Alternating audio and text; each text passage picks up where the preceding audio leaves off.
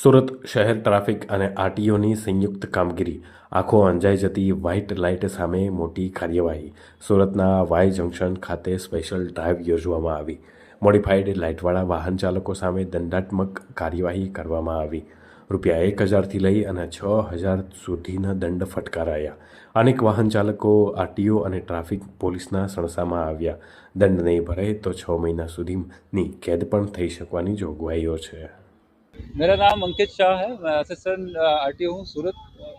અંકિતભાઈ, કયા પ્રકારની ડ્રાઈવ છે? ખાતર ડ્રાઈવમાં શું ધ્યાન રાખવામાં આવ્યું છે? કેટલો દંડ અત્યારે આપવામાં આવી રહ્યો છે? આ ડ્રાઈવ સ્પેસિફિકલી જે અનધિકૃત રીતે જે વાહનોની હેડલાઇટ છે એમાં છેડા કરી અને એમાં ફેરફાર કરતા હોય છે.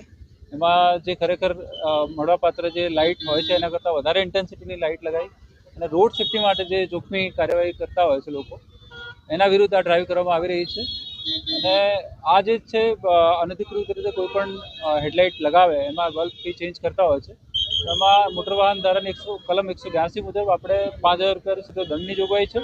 અને એ સિવાય રોડ સેફ્ટીને જોખમી થાય છે એના ₹1000 હજી બીજો દંડ કરી શકાય છે. એટલે ટોટલ ₹6000 આપણે દંડ કરીએ છીએ. જો દંડ છે એ માંડવડ ના થાય તો આમાં કાયદામાં 6 મહિના સુધીની કેદની સજા પણ છે. એટલે હું સુરતના તમામ શહેરવાસીઓને અપીલ કરું છું કે આવી રીતે અનધિકૃત રીતે જો આપના વાહનમાં કોઈ હેડલાઇટને લગાવવામાં આવેલ હોય તો એને તાત્કાલિક ધોરણે તમે તમારા તરફથી દૂર કરો, નહીં તો આગામી સમયમાં ખૂબ જ કડક કાર્યવાહી કરવામાં આવશે. સાહેબ, આ લાઇટો અકસ્માત સર્જવા મહત્વનો ભાગ ભજવતો હોય છે. એટલી હદે લાઇટો છે સામેવાળાની આંખ અંજાઈ જાય છે. તો એને લઈને કયા પ્રકારની વધુ કડક કાર્યવાહી થશે?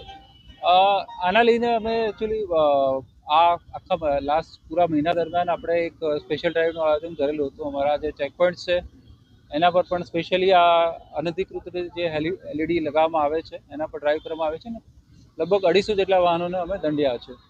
અને આગામી સમયમાં પણ આના પર ખૂબ કડક કાર્યવાહી કરવામાં આવનાર છે. સાહેબ, આ તો સિટી વિસ્તાર છે, પણ જો સિટીની નજીકના કોસ્ટલ રોડ છે, હાઈવે છે, તો હેવી ગાડીઓમાં અમારા જે ચેકપોઇન્ટ છે મોસ્ટલી હાઈવેને લગત જ છે. એટલે ત્યાં આગળ તો રાઉન્ડ ધ ક્લોક 24/7 ચેકિંગ ચાલુ જ હોય છે.